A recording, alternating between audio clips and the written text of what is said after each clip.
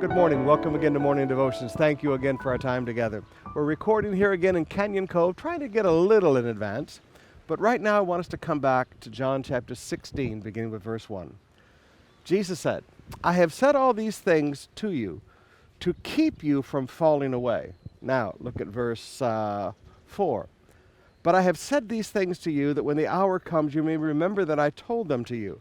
I did not say these things to you from the beginning because I was with you. Now I want you to notice something. I call it preventive teaching. Jesus said, I'm telling you these things right now.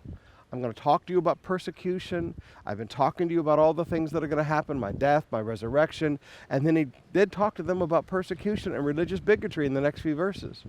He said, I'm telling you all of this so that you won't fall away.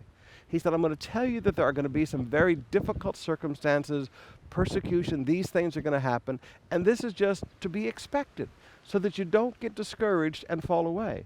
Well, Jesus, why didn't you tell us this 3 years ago? He said, well, because I was with you. And remember, Jesus said, Father, I've kept them. There was no concern about falling away because Jesus was keeping them. But now Jesus said, I'm going away. So I want to give you some preventive teaching.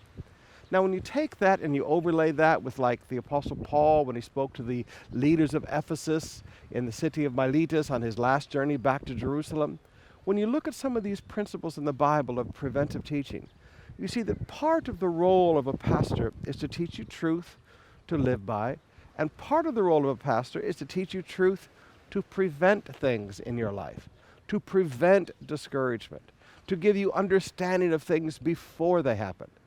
So always remember, sometimes, you know what, right now this truth doesn't apply to you, but it's good preventive teaching.